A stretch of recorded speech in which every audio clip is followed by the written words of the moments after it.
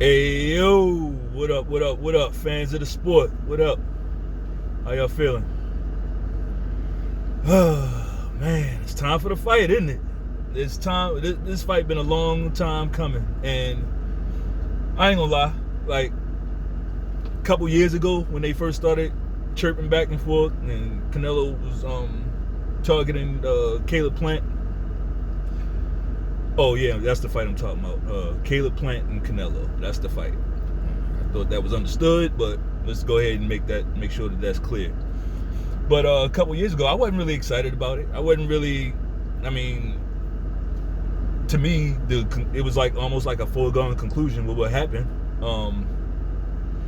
And to be honest, nothing has changed inside a ring to change that narrative.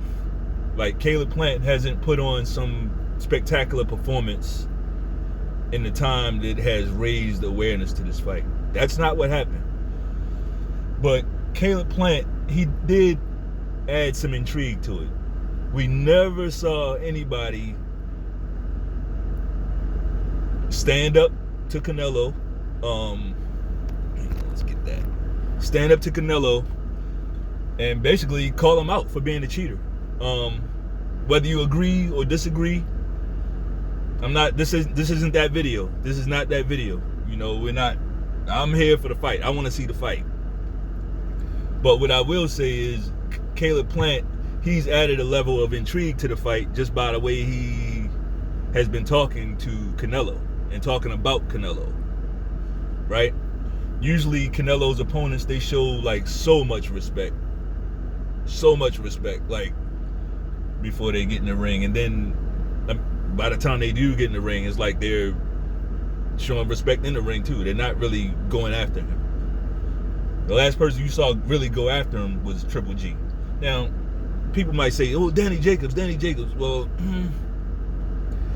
everybody knew that Danny Jacobs didn't have the style to beat Canelo. He's not slick at all. Danny Jacobs has no slickness to his game. So, I mean, he had a style that was just going to basically make Canelo look like a defensive wizard. I mean, we've all seen the video of him like dodging everything that Jacobs was throwing. Like Jacobs couldn't touch the guy. You know, now Canelo didn't really deal out that much punishment either, but we got to remember, Canelo put a stipulation. He put up one of his magical stipulations on Danny Jacobs, saying that he couldn't wave this mountain, all that, and Danny Jacobs basically did it anyway, right? So, who knows what Canelo would have looked like if Danny Jacobs had followed that script and come in like right on weight and not really rehydrated himself. I'm sure Canelo would have had a different game plan. He would have went after him, right? These are the things we got to think about. So that brings us to this fight, Caleb Plant and Saul Canelo Alvarez. Now here's a fun fact that I don't think is getting played up. I don't see many people talking about this, but for this fight especially, we got to mention this, okay?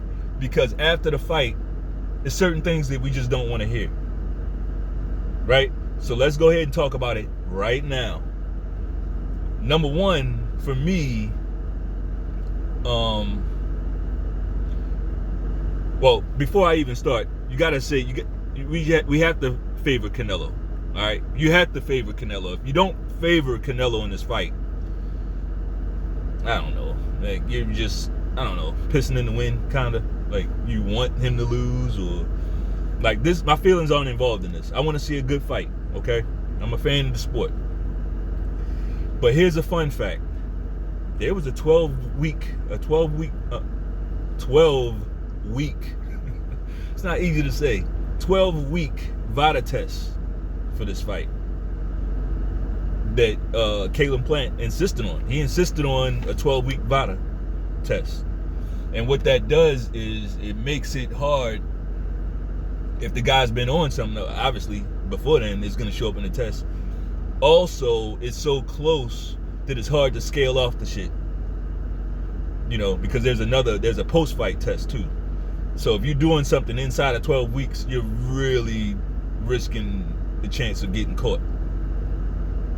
So we might, I mean, it's kind of, and Caleb Plant has even said, look, there'll be cheating like in that way won't be a factor in this fight.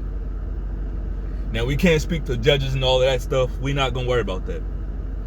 But Caleb Plant has said before the fight that, look, this fight will not be affected by any type of cheating or the special magical, the training beef that these guys are eating over there. He's saying that none of that will be a factor. That's what Caleb Plant is saying, okay? And it's good to go ahead and set that marker down, because now we don't have to hear about this shit later. Like, if he goes out there and gets wrecked, if Caleb Plant goes out there and gets destroyed, we don't want to hear, oh, Canelo was cheating. No, we're not going to do that. Because Caleb Plant himself has said that I basically made sure there was no cheating. So that means you better go out there and perform. Right? You better go out there and perform. It's very hard to cheat with a 12-week VADA test. Right? Because you're either that test is gonna be dirty, or the one after the post fight is gonna be dirty if you do something inside of 12 weeks. So what does that do? That kind of, I mean, for us insiders, I wouldn't consider myself an insider. Like, somebody else might look at me and say, oh, you're casual. Fine, no problem. But for those of us I'll say this, for those of us who really, really like boxing, right? This kind of puts all eyes on Canelo, right? We don't expect much from Caleb Plant. Everybody's saying he's getting knocked out, man. He's gonna get touched up and knocked out. We don't really expect Caleb Plant to have his hand raised, right? So this kind of puts all eyes on Canelo now, in my opinion, because the guy has set a standard for performing in fights. Like, especially lately, like he wasn't known as a knockout guy, but lately he's been getting guys out of there,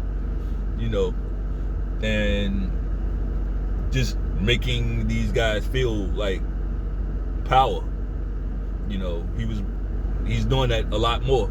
So if he comes out in this fight looking different, people might have something to say about that, right? I think all eyes on the Canelo camp, like it or not. I think there's been much talk, much accusations. Been other fighters out of that Eddie Reynoso camp who have pissed hot, right?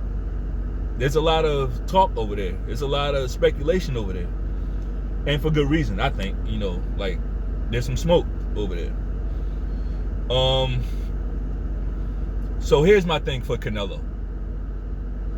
Here's my thing for Canelo. Canelo has to, or he should stick to his bread and butter. Counter-punching guys to death. Right? Getting guys to make a move, they make a move, and then he counters them. Like, he is one of the best counter-punchers I've ever seen. That's something that's in him. It doesn't matter about cheating. Like, I think that's something that he'll always be able to do. He'll always be able to slip and throw something hard back at you. That's his game. If he sticks to that, like, I don't know. Like, I have to see. We don't know how good a punch Caleb Plant takes, but he's gonna have to take him. If Canelo is out there counter punching and he's not, not pressing too much, not loading up on punches. If he just standing there and counter punching, waiting for this guy to slip, make a mistake, and counter punch him, and we have to see Caleb Plant how he responds to those punches. Most people don't respond well to those, right? So that's my thing for Canelo. Just you're a counter puncher at at the core, you're a counterpuncher. So I think he should just stick to that. He's the more experienced guy. Like, he can kind of, I know he's been saying, yeah, I'm going to knock him out in the one round. Like, all that shit, I don't know about that. I don't know. And here's why. Well, I think that Mr. Canelo has a problem with it, a gas problem. Like, I think he loses steam later in the fight, you know, and coming out against a guy like this, an athlete, you know, somebody who can move, somebody who probably won't tire out, even though we've seen him tire out as well. But I don't know. It's risky coming out super front foot heavy early in this fight for Canelo, to me. Two things for Canelo. Two scenarios, I would say. Either Canelo is pissed, like super pissed off. He's pissed off by the accusations. He's pissed off about this 12-week, I got it that time, VADA test, right? And he wants to really focus and put on a great performance, you know, like a boxing clinic against this guy to get him out of there. Or Canelo is super pissed off. He's out of character, right? He's calling people, he's like pushing people and punching people at press conference. He's out of character. And maybe he isn't so focused for this fight. Maybe he is a little overconfident. Maybe he is looking forward to being named undisputed. You know,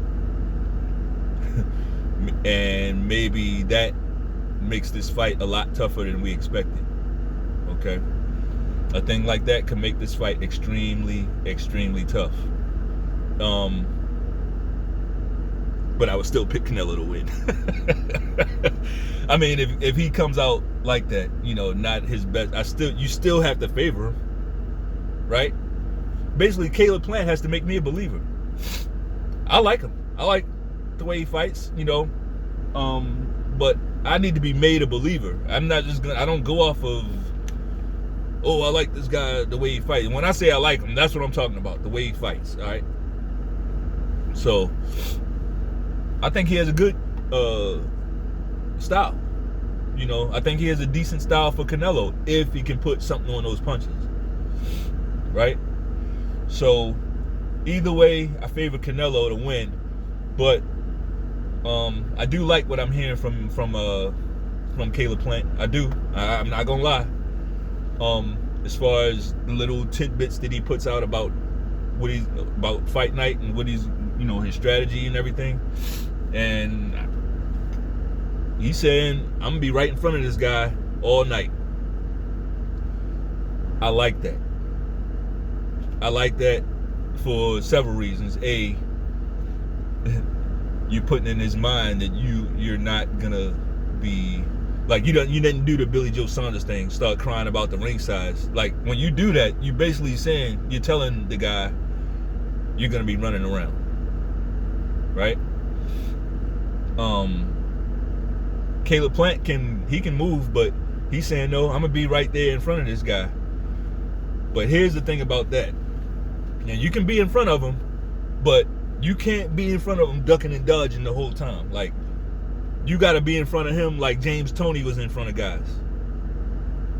All right, I'm slipping, and now I'm making you pay with something. Like, every time you slip, he has to feel something from you.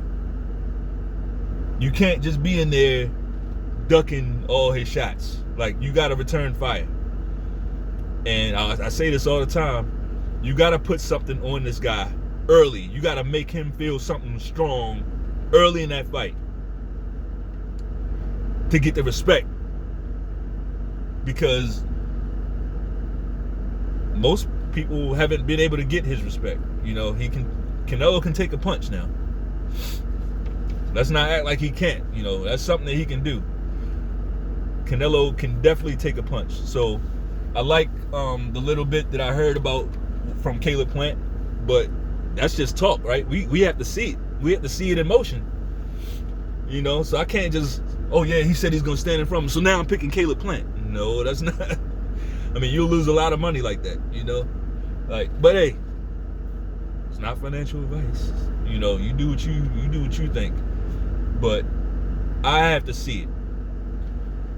Now, I gotta get into the spooky hours a little bit, the scary hours, because this is a PBC fight. This is an Al Heyman thing. Let's go over a little bit of short, recent history. Manny Pacquiao had a fight with Errol Spence.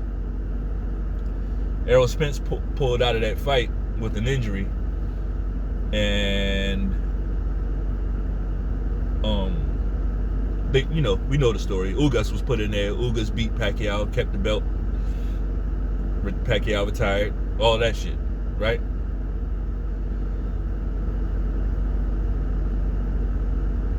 When that happened, with the Pacquiao, Ugas, Errol Spence stuff happened, Canelo pulled back a little bit off of this fight a little bit. He's like, whoa, wait a minute.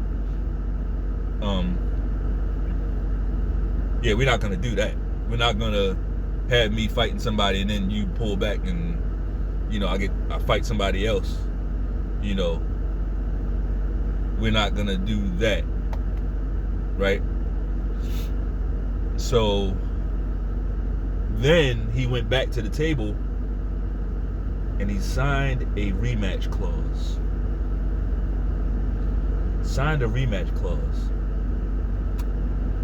If this was anybody else, I would say no big deal, right?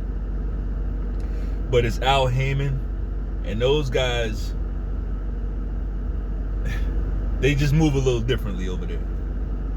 You know, like, I could definitely see him trying to figure out a way to get 2 fights out of, like, they're in trouble with, I won't say they're in trouble, but they're kind of iffy with Showtime. Even, I know they just got the deal, but, like, this thing is contingent upon big fights, right?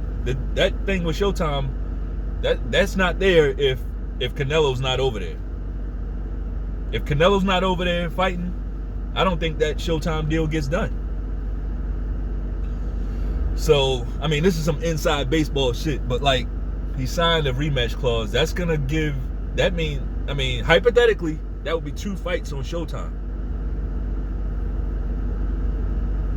as opposed to Canelo go out there and like a wrecking ball and destroy this guy. 1 fight, take all the belts. He could move on, right back over to the zone or wherever he wants to go, right? I don't think that's what Al Heyman wants. I don't think that's what he wants. You know, like, what else would be over there for Canelo? You know. So, I mean, yeah, a lot of people are saying Charlo and, you know, some of these other guys. I don't know. So I'm just saying that to say, like, let's just, I can't wait for this fight. I'm looking forward to it. Expect the unexpected, right? Do me a favor, go ahead and get in close with the like button and hit him as the referee is coming out. When you see the referee coming over, hit the like button with an uppercut, okay, and get him out of there, just like Josh Taylor did. Okay, let's do that to the like button. Go ahead, hit the subscribe. We're gonna keep it live. Peace.